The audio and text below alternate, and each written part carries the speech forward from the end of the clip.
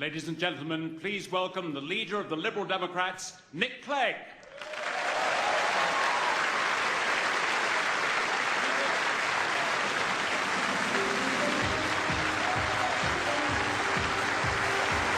Thank you. Thank you.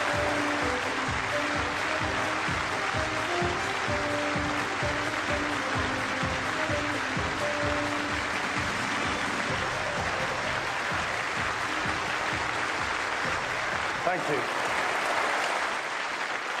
Thank you, friends, for that very warm welcome. I'm going to talk today about the future. But let me start by asking you to think back to the past. 1 year ago, it was a different world. You remember, the Labour government was sort of popular. Gordon Brown had dealt with the crisis competently. Everyone wanted to pay court to the great Gordon. Even Margaret Thatcher wanted to have tea with him. The Sun newspaper, I remember very well, said, Gordon Brown is in a position of strength. And at the other end of Whitehall, David Miliband was telling reporters that he wasn't interested in being Prime Minister. Oh, right, David. Things were so different last year that when Vince Cable predicted a housing collapse, people just thought he was Victor Meldrew. No one outside this party realised that Vince was a twinkle-toed economic prophet.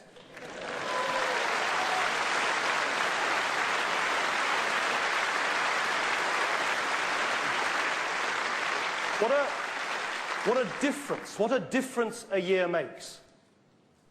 But what's far more important is that things have changed for every family in Britain too. The political changes of the last year are nothing compared with the economic hardships families face now. Like Angie, a middle-aged mum who came to see me in my constituency recently, who said she was finding it difficult to sleep because she told me about that sinking feeling she gets at the supermarket checkout and the petrol pump, counting down the days until her cheap mortgage deal ends, switching down just half an hour of heating in the morning because it's all she can afford. You know how it feels, don't you? There's this big, intangible thing called the global credit crunch. Banks and funds with names you've never heard of, Fannie Mae, Freddie Mac, Lehman Brothers, Bear Stearns, and suddenly you're worrying, is my money safe in my bank, on my high street? These are difficult times. Our economy weakens by the day. We survive on oil and coal we cannot afford from nations we cannot trust.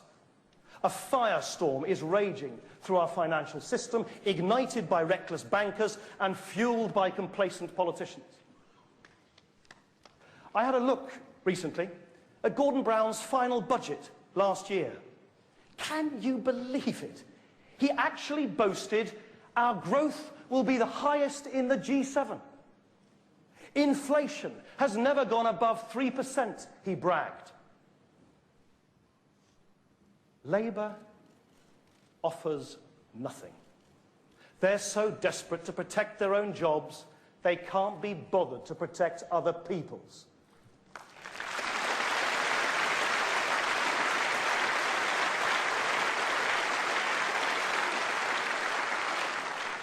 They're the living dead. No heart, no mind, no soul, stumbling around with no idea what to do. They are a zombie government, a cross between Shaun of the Dead and I'm sorry I haven't a clue.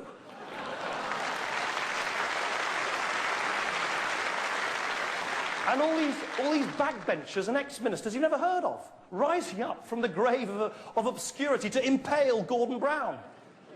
Thank goodness Gordon's got Jeff Hoon, Chief Whip, Chief Zombie Slayer on his side. Riding to the rescue to the Prime Minister, he declared, it's important that people who have something to say come out and say it. What a shambles. We can't predict the future. We can't know exactly what challenges our country will face. but we can be certain that Labour cannot help us.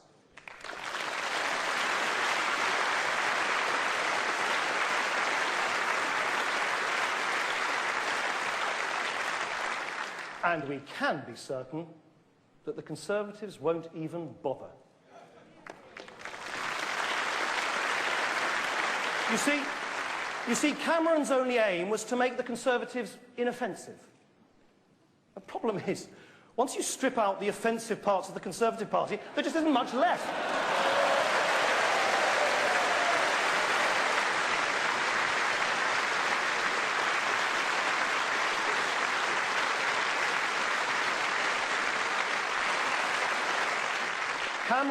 Cameron's hope is to become the Andrex puppy of British politics.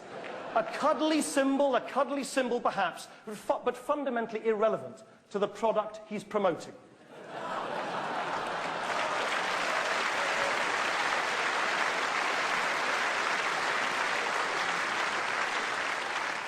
And what, you may ask, is this product?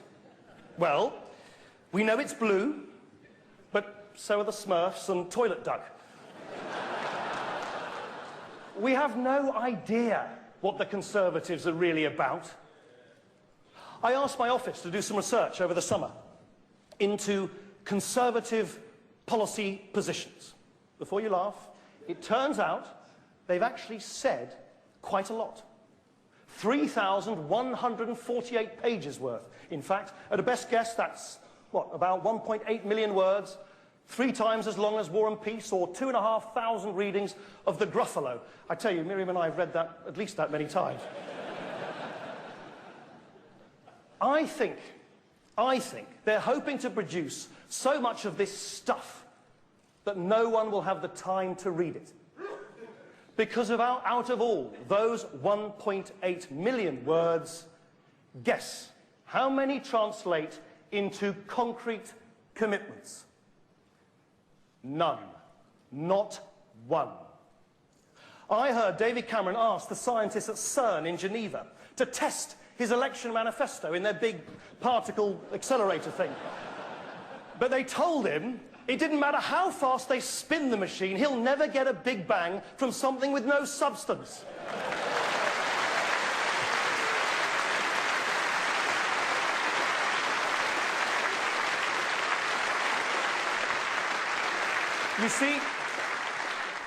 You see, when you promise, you have to choose.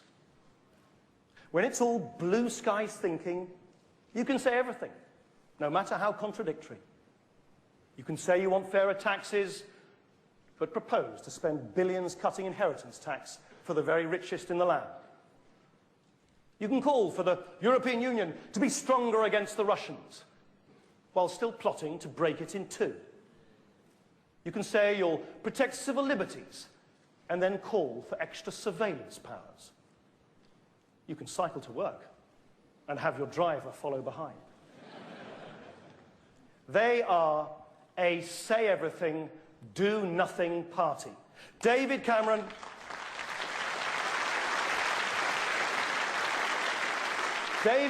David Cameron and his cronies have tried to take over every comforting, soft-focused word in the dictionary.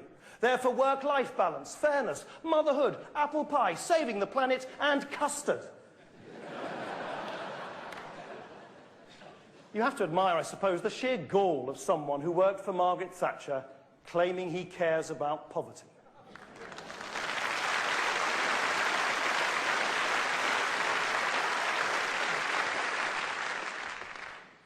But that arrogance, that born-to-rule conceit, that sense he's already picking out curtain patterns for number 10,